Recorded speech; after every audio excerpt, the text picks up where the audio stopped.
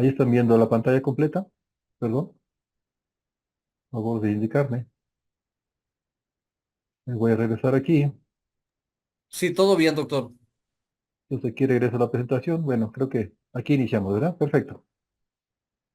Bien, entonces les decía que pues el curso de diseño de fertilizantes son más o menos, nos llevará unas 2 horas aproximadamente esta charla, incluyendo, a veces nos pasamos más, ¿no? Del tiempo, pero eso es bueno. Quiere decir que estuvieron atentos y observadores. Entonces les decía que la primera parte de mi charla la voy a enfocar pues, precisamente a hablar un poquito sobre la importancia de la fertilización foliar en la nutrición de cultivos. La otra parte también bien importante pues es qué considerar o qué factores pueden estar incidiendo o influyendo en que estos nutrientes sean aprovechados, ¿verdad? Vía foliar. Y les decía que ya en el segundo bloque pues hablaremos o en el tercer bloque pues ya hablaríamos de cómo diseñar fertilizantes foliares con macro y micronutrientes y les comentaba también, pues también cuando tenemos macro y micronutrientes juntos. Entonces les decía que comentaba Alan Chadwick que las raíces son hojas en el suelo y las hojas son raíces en el aire. Y creo que esto es bien interesante, ¿verdad? Porque aunque sabemos que la nutrición, y les comentaba, la nutrición de las plantas normalmente se da vía edáfica, vía suelo, vía raíces, pero muchas veces, por diversos motivos, ya que vamos a platicar, pues los nutrientes no pueden ser absorbidos por la raíz, ¿ya? O vía raíces hacia las hojas. Entonces, en esos casos hacemos aplicaciones complementarias. La pregunta que siempre nos hacen en ese tipo de temas, si es posible sustituir la nutrición mineral vía raíces a través de la fertilización foliar, eh, pues podría decirles que no, ¿no? Decimos que la fertilización foliar es un complemento. Seguramente habrá cultivos, ¿verdad? O plantas de bajo requerimiento nutrimental, donde si aplicamos todos los días, por ejemplo, en el caso de las orquídeas, ¿verdad? Donde muchas de las aplicaciones que hacemos, pues es vía foliar. Entonces, pues les decía, como su demanda es baja, nutrimentalmente hablando, pues normalmente es posible que eh, algunos cultivos sí podamos llevarlos a cabo vía foliar, ¿no? O completar su ciclo vía foliar. Por ahí no sé si me escuchan mejor. Me acerqué un poquito el micrófono. Quería ver si me estaban escuchando bien para poder, que alguien por ahí me decía que no escuchaba bien. Sí me están escuchando. Ok, perfecto. Entonces ya me acerqué un poquito más el micrófono para que me puedan escuchar mejor. También en algunos momentos seguramente van a ver que yo me detengo en mi conversación, porque muchas veces aquí en mi pantalla pudiera aparecer que mi internet está un poco inestable. Creo que a todos nos pasa, ¿no? De repente la señal baja un poquito, entonces yo voy a detenerme un poco, ¿verdad? No se asusten, voy a detenerme un poco y después ya repito, ¿verdad? La frase donde me quedé y continuamos, ¿no? Entonces les decía que a veces llega a suceder esto, de una vez les adelanto. Bien, entonces les decía que esto que estamos viendo aquí en pantalla, este principio, ¿verdad? De que las raíces son hojas en el suelo y las hojas son raíces en el aire, pues es mucho lo que vamos a platicar el día de hoy. Bien, el concepto de fertilización foliar eh, no es algo nuevo, vamos a decirlo así, ¿verdad? Se dice que es algo novedoso, sí, por el tipo de fertilizante que usamos, la manera de aplicarlos, pero podemos decir que es algo novedoso, pues porque finalmente ya se ha venido utilizando durante muchos años. Vean, ya en 1844 se publicó por primera vez un artículo sobre las aplicaciones foliares de sulfato de hierro en uva para precisamente corregir clorosis férrica en las plantas. Recuerden que en las zonas donde se produce uva, normalmente se trabaja en suelos calcáreos, ¿verdad? Donde hay mucho carbonato de calcio y pues esto genera pues la fijación, ¿verdad? Del, del, del hierro en forma de carbonato de hierro, bicarbonato de hierro, entonces no puede ser aprovechado por las plantas. Entonces, muchas veces ustedes van a ver la clorosis férrica, ¿verdad? Que es muy común ese amarillamiento internerval en las hojas nuevas. Y eso ocurre en la mayoría de los cultivos, ¿no? Cuando hay poca disponibilidad de hierro. Entonces, vean, ya desde entonces se hablaba del beneficio de este tipo de herramientas, pues para mejorar la nutrición, en este caso de plantas de uva. Sin embargo, ya se tienen registros en los años 1700, donde hacían mezclas de cenizas, extractos de plantas y los aplicaban vía foliar a las plantas, a los cultivos, y veían cierta respuesta. Entonces, vean, el doctor Trinidad, en paz descanse, ¿verdad? Un colega que trabajó muchos años esta línea en el colegio postgraduados, decía que la fertilización foliar es la nutrición a través de las hojas y se utiliza como un complemento a la fertilización del suelo. Por eso les comentaba que muchas veces la pregunta es si podemos nosotros satisfacer la demanda nutrimental de una planta aplicando fertilizantes foliares. Les decía que en ciertos cultivos sí podemos hacerlo, ¿no? Y bajo ciertas condiciones. Es decir, podríamos estarlo aplicando continuamente, diariamente, vamos a decirlo, y sí podemos hacerlo. Uno de estos cultivos, por ejemplo, creo que está en la pantalla, la lechuga, por ejemplo. ¿Ya? Algunas lechugas eh, que se trabajan vía aspersión foliar son aplicaciones constantes durante el día, durante todos los días, y al término de un mes y medio ya tenemos lechugas que se podan y son incorporadas en estos clamshells que le llamamos, estas cajitas de plástico, y pues son comercializadas en los centros comerciales, ¿no? Bien, vean, cuando es preciso utilizar utilizar los fertilizantes foliares como complemento, decíamos, lo usamos normalmente cuando la planta no puede tomar los nutrientes vía raíces. Entonces, vean, ya hemos platicado mucho en algunos cursos, en algunas charlas, sobre lo que es la degradación de suelos en nuestro país, ¿verdad? Y decíamos que el doctor Ortiz Olorio, vean, ya hace años, comentaba que en México se presentan hasta más del 60% de los suelos agrícolas con cierto grado de degradación, degradación física, química o biológica, que también ya hemos eh, platicado mucho al respecto, ¿verdad? Entonces, una degradación física pues es la erosión, la compactación, una degradación química, pues es el ensalitramiento, ¿verdad?, de los suelos.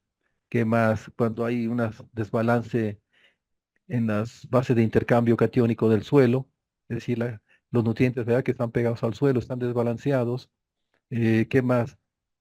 Cuando se pierde, ¿verdad?, por exceso de lluvia en algunas zonas donde llueve mucho, no ahora, ¿verdad?, que estamos en un periodo de sequía, pero cuando llueve mucho normalmente tiende a haber lavado de ciertas bases, principalmente calcio, magnesio, y por eso estos suelos tienden a ser ácidos, ¿verdad? ¿Qué más? La degradación biológica pues tiene que ver con la pérdida de materia orgánica, de microorganismos. Cuando nosotros no trabajamos bien la tierra, sobre todo, ¿verdad? Cuando plantamos aguacates o cultivos en las laderas y no lo hacemos siguiendo las curvas de nivel, pues hay mucha pérdida de suelo. Eso pasa por muchos años, o a través de los años. Y normalmente pues hay un lavado de carbono y entre esto pues no solamente hay lavado de suelo, sino también de microorganismos. Entonces le llamamos eso degradación biológica. Entonces vean, nuestros suelos en México están demasiado degradados dependiendo de las zonas, en el norte más que en el sur. Entonces muchas veces tenemos que hacer complementos de nutrientes pues vía foliar. Vean por ejemplo aquí el zinc, en esta parte si observan, México, al igual que en el mundo, no solamente en México tenemos este problema, se ha evidenciado que en el mundo hay un déficit de zinc, ¿verdad? Y hay cultivos, ¿verdad? Como pues, los mismos nogales, por ahí hablaban hace rato, el maíz y tantos otros, ¿verdad? Que son muy demandantes de zinc. Nosotros mismos como seres humanos somos muy demandantes de zinc, sobre todo cuando hablamos de potenciar nuestro sistema inmunológico. Es decir, nosotros necesitamos consumir alimentos que tengan zinc, ¿verdad? Eh, Precisamente para activar nuestro sistema inmunológico y enfermarnos menos. Pero vean, se dice que en México la gran mayoría de nuestros suelos pues, son suelos pobres en zinc. Entonces, si no los adicionamos vía suelo o vía foliar, pues normalmente los cultivos o los alimentos que consumimos pues pueden ser ricos en proteínas, pero mineralmente hablando, pues son pobres y tenemos que tener alimentos que le llamamos nutritivos, balanceados, donde no solamente tengamos fibra, proteínas, carbohidratos, sino también tiene que haber minerales, que es el objetivo principalmente de la nutrición mineral, ¿no? Nutrir a la planta para nutrirnos a nosotros. Entonces, vean, habrá ocasiones donde vamos a tener que hacer incorporación de fertilizantes foliares para complementar, ¿verdad? Lo que la planta no esté tomando vía suelo. Ya que vamos a hablar de la fertilización foliar, pues vamos a hablar de la hoja, solamente para recordar, ¿no? Entonces, vean, tenemos aquí un corte transversal de lo que es una hoja y tenemos la parte que le llamamos el haz, adaxial también le llamamos, es la parte superior, por decirlo así, ¿verdad? La que está viendo hacia el sol. Y tenemos la parte adaxial, abaxial, perdón, o el en vez, que es la parte que está viendo hacia el suelo. Entonces, dependiendo de estas condiciones de la hoja, pues la absorción foliar va a ser alta o va a ser baja. Recuerden que hay cultivos que en la parte, por ejemplo, el manzano se dice que no tiene estomas en la parte, en el haz. Y muchas veces nosotros cuando incorporamos fertilizantes foliares, normalmente los aplicamos en la superficie de la hoja, es decir, en el haz. Y muchos de los nutrientes, como vamos a ver posteriormente, entran a la hoja por los estomas, ¿no? Entonces, y muchos cultivos, la mayor cantidad de sus estomas están en la parte de abajo, es decir, en el envés. Entonces, por lógica, lo más correcto sería hacer las aplicaciones foliares de abajo hacia arriba. Eso va a depender del cultivo, ¿no? Entonces les decía, aquí tenemos en la hoja, vean la parte más superficial, ¿ya? Incluso uno siempre habla de la epidermis, que es la parte más superficial de la hoja, y no. La parte más superficial de la hoja es la cutícula. Ahorita vamos a hablar de ella, ¿ya? Que es la que realmente está interactuando con el ambiente.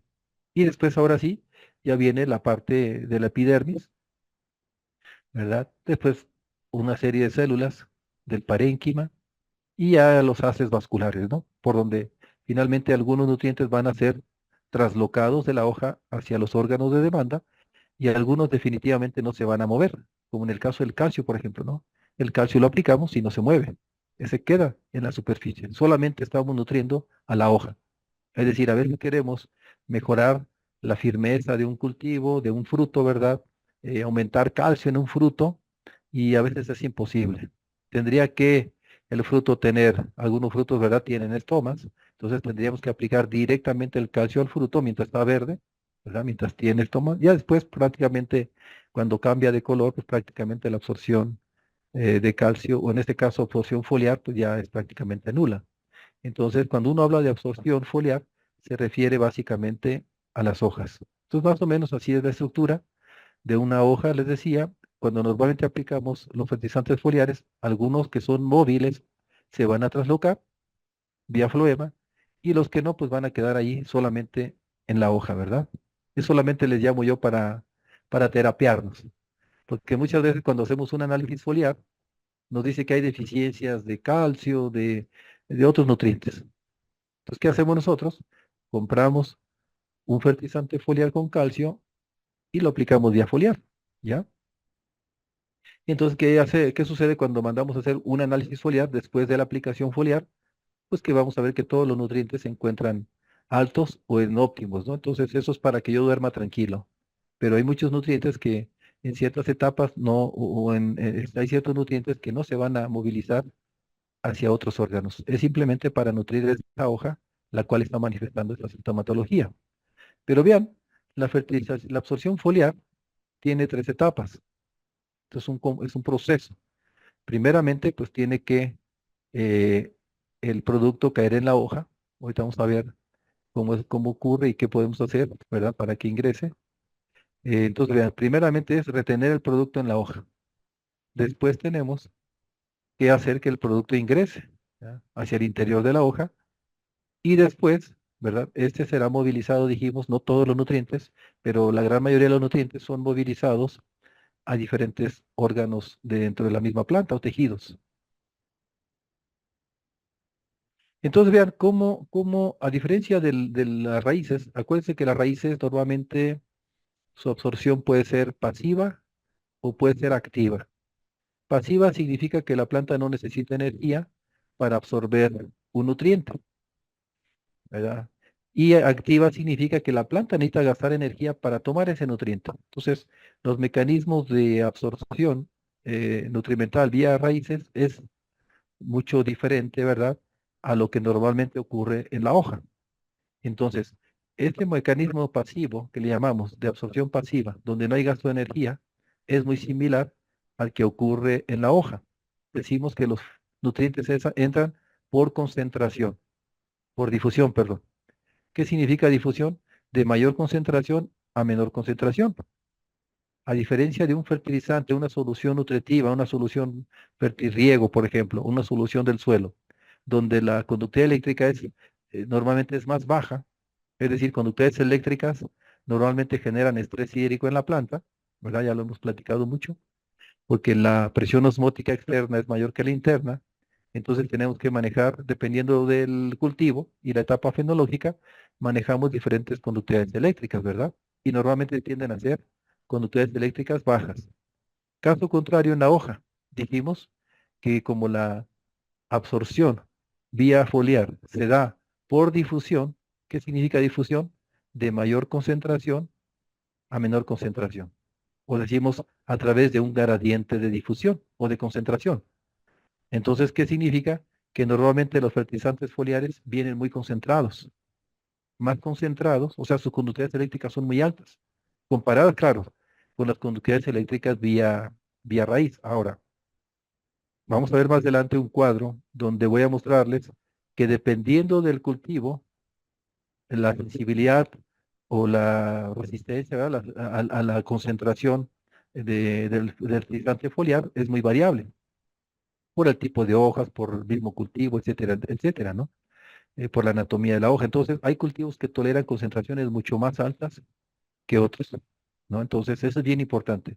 Sí es cierto que la fertilización, que los fertilizantes foliares, normalmente la concentración es muy alta, es cierto, pero hay cultivos que toleran mucho más que otros, las concentraciones altas, ¿verdad?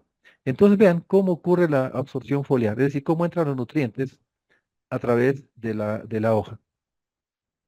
En el caso de las raíces, recuerden que los nutrientes entran primeramente a través de los espacios celulares, entre las vía pasiva, ¿no? Después llegan, se encuentran con las bandas de Caspari, que están en las células, eh, y ahí sienten, es como una pared. Entonces tienen que entrar vía ectodesmos. Fíjense, también en las hojas existen ectodesmos. ¿Qué son ectodesmos? Son espacios, tubos, por llamarlo así, que conectan una célula con otra. Entonces vean, en las hojas existen esos tubos, esos poros, vamos a llamarlo así, o sí, vamos a decir unos tubos, unos canales, para ser más precisos, son canales que conectan el exterior, vean, con el interior de la célula. Entonces, a través de estos ectodesmos, los fertilizantes foliares pueden ingresar hacia el interior de la célula o de la hoja. Recuerden, de mayor concentración a menor concentración. Por eso, cuando la planta está deficiente en un nutriente, el ingreso de los nutrientes se da más rápido vía del fertilizante foliar. ¿Por qué? Porque tenemos mayor concentración en la parte externa y si la planta tiene una deficiencia nutrimental, pues en este caso la concentración va a ser más baja, ¿verdad? Entonces, cuando la planta tiene hambre, vamos a decirlo así, pues más rápidamente ingresa el nutriente a través de la hoja. Y más adelante vamos a ver, hay nutrientes que entran muy rápido y nutrientes que tardan en ingresar muchos días. ¿Verdad? A veces, muchas veces, dependiendo, claro, del tipo de fertilizante, el ingreso se puede dar hasta en una semana, es decir, la absorción foliar. Bien, entonces otra manera de cómo la planta puede consumir o tomar los nutrientes es a través de esos espacios, esos poros, ¿no? Denominados estomas, ¿verdad? Recuerden que un estoma pues, tiene sus dos células guardianas. Cuando la planta no está estresada, entonces ocurre el intercambio gaseoso. Quiere decir que la planta toma agua, el agua, como en la planta está ocurriendo reacciones que le llamamos exotérmicas, es decir, están generando calor, Entonces, el agua sirve como un radiador. Se dice que solamente el 0,1% del agua que las plantas toman vía raíces sirve para constituir a la planta, ¿no? Entonces, eh, vean, les decía que solamente el 0,1%, ¿verdad? Es lo que se queda en la planta. El resto se evapora. Entonces quiere decir que el agua sirve como un refrigerante. Y para eso la planta tiene que abrir estomas, a transpirar, decimos, y en ese momento ocurre este proceso que le llamamos intercambio gaseoso, donde el agua sale en forma de vapor, que llamamos conductancia automática, y se expresa en moles, ¿verdad? O milimoles de agua por metro cuadrado por segundo que se están evaporando hacia la atmósfera. Y al mismo tiempo está ingresando el CO2. ¿Verdad? Entonces, recuerden, y siempre lo hemos comentado, aunque hablamos siempre de nutrición, nutrición, nutrición mineral, recuerden que el 95, 98% en las plantas es carbono, hidrógeno y oxígeno. Es aire y es agua. Por eso no solamente se trata de fertilizar o nutrir la planta, se trata de nutrirla también o fertilizarla, si quieren llamarlo así, con carbono, hidrógeno y oxígeno, que es agua y es aire. Entonces, cuando la planta abre estomas, en ese proceso, pues también puede ingresar el fertilizante foliar hacia el interior, por difusión, nuevamente, ¿no? De mayor concentración a menor concentración. Pero vean, la hoja también tiene una capa, les decía, la cutícula, que normalmente son polímeros, si quieren ver, por tenerlo así como una idea, son como la cera, esta de las velas, ¿verdad? Entonces, esa cera o esa, normalmente son ácidos grasos, ¿verdad? Que son pues prácticamente impermeables. Pero vean, en la cutícula existen algunos poros hidrofílicos que también pueden conectar el medio exterior con el interior de la hoja. Entonces, vean, aquí están viendo las principales formas cómo la planta puede absorber nutrientes sin ayuda de coadyuvantes, por ejemplo. Más adelante vamos a hablar un poquito, ¿no? De coadyuvantes. Tensioemulsificantes, surfactantes, penetrantes, todos estos tipos de productos que nos ayudan.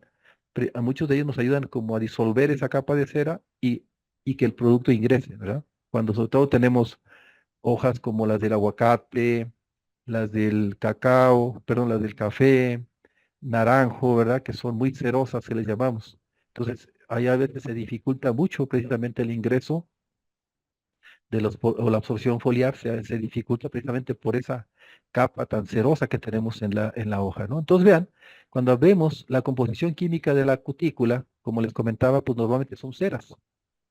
Esas ceras tampoco no son malas, ¿no? Así como dirían algunos, como la cerilla en los oídos, ¿no? Que nos protege del polvo y de algunas enfermedades. Lo mismo pasa en las plantas, es decir, la cera en las hojas finalmente sirve como incluso como bloqueador solar, si quieren llamarlo así. Ahorita vamos a ver, ¿no? Que tiene muchas bondades tener cera en las hojas. Les decía, a veces, claro, se dificulta la absorción foliar, pero tiene mucho más beneficios precisamente esa cera. Entonces, vean, les decía que la parte más superficial de una hoja es la cutícula, ¿verdad? Y esa cutícula dijimos que está hecha principalmente por cutina y ceras, y que normalmente estos productos, ¿verdad? Que así les llamamos, les decía, son ácidos grasos, finalmente son polímeros, que les decía que hay productos que nos ayudan a disolver, a abrirse espacio, abrir espacio entre esas ceras, disolverlos, para que el producto pueda ingresar con mayor eficacia. Y ya después, pues vean, ya viene la pared celular, precisamente de las células epidérmicas o de la epidermis. La primera barrera que se encuentra es la pared celular. Recuerden que la pared celular normalmente tienen poros, entonces la molécula también pues tiene que ingresar, o el ion o el nutriente tiene que ingresar por esos poros. Si hay moléculas que son muy grandes, de alto peso molecular, pues esas tienden a quedarse en la parte superficial, ¿verdad? Ya no ingresarían porque es demasiado grande la molécula o este compuesto que no puede entrar a través de un poro. O sea, entonces los poros, fíjense, las hojas normalmente son más altos, más grandes, perdón, que los de la raíz. En la raíz normalmente se habla que tienen, por ejemplo, si vemos el córtex de una raíz, se habla que puede llegar a tener hasta 100 nanómetros de diámetro un poro de las raíces. Entonces, en las hojas, pues esos poros son todavía mucho más grandes. Por eso es más fácil que productos o moléculas de mayor peso molecular puedan ingresar vía foliar que vía raíces. Entonces es por cuestión de física, vamos a decirlo, ¿no? No puede entrar un producto que sea más grande que el orificio por el cual quiere ingresar. Y bueno, después se encuentra la otra barrera, al igual que en las raíces, la membrana celular. Entonces, vean, los nutrientes tienen que pasar primeramente por una capa, por una cutícula, decimos, que son ceras. No todas las hojas tienen ceras, ¿no? El frijol, el tomate, son como más, o la cera tal vez en algunos cultivos es todavía mucho más delgada. Por eso les decía que hay cultivos que prácticamente no tienen ceras y otros que tienen demasiadas ceras, ¿no? Como los cítricos, mango, eh, el cafeto, el aguacate, etcétera, etcétera. Entonces les decía, tienen que atravesar, la primera barrera es la cutícula, si es que tiene, después ya viene la pared celular y por último la membrana celular. Entonces vean, esas son las barreras que tiene que pasar un nutriente. ¿Cuáles son las principales funciones de la cutícula? Les decía que aunque a veces la vemos como un problema, vean, nos puede ayudar a reducir la pérdida de agua y en este caso la difusión de gases. Evita acumulación de agua y polvo, participa en la interacción planta-insecto, es decir, le da cierta resistencia, ¿verdad?, contra el ataque de plagas insectiles. Participa en la traducción de señales para la activación de genes específicos. Vean, precisamente aquí en muchos de estos compuestos se encuentran precisamente aquellos compuestos orgánicos que pueden sensar, que le pueden decir a la planta que está recibiendo un estrés. Por ejemplo, en estos casos, eh, recuerde que ahorita, por ejemplo, que está muy fuerte el tema del niño, bueno, que el niño ya se fue, ya está prácticamente la niña ingresando. ¿Qué quiere decir en México? Pues tuvimos problemas de sequía muy fuertes, ¿verdad? Entonces, o el verano en Perú, ¿no?, que fue muy agresivo, precisamente por el efecto del niño, es decir, eh, demasiado calor, demasiada radiación, poca humedad relativa en nuestro país, y eso genera pues que la planta cierre estomas, ¿verdad? Por eso, en este caso decíamos que quien se encarga de avisarle a la planta, dijimos, de este tipo de señales o de eventos ambientales negativos, pues son precisamente señalizadores, ¿no? Entonces esto se traduce en la planta. El calcio, por ejemplo, es un mensajero secundario, decimos, ¿no? Que se alcanza a avisarle a la planta, quién más el ácido jasmónico, el ácido abscísico, entonces son algunas sustancias que le avisan a la planta que están recibiendo un estrés y ella trata de defenderse sola. Entonces le decía que también en esta zona de la cutícula tenemos esos sensores que pueden estar, ahora sí valga la redundancia, sensando si es un estrés biótico, un estrés abiótico, y entonces la planta trata ¿qué dijimos? De defenderse sola, ¿no? ¿Qué más? Pues controla cambios de temperatura. Vean, eso es bueno en estas condiciones de un clima tan estresante. Y bueno, provee soporte mecánico, ¿no? Entonces les decía, la cutícula, aunque la vemos en términos de absorción nutrimental como una resistencia al ingreso de los nutrientes al interior de la hoja, pero finalmente tiene todos estos beneficios, ¿verdad? Considerados como protección para la planta.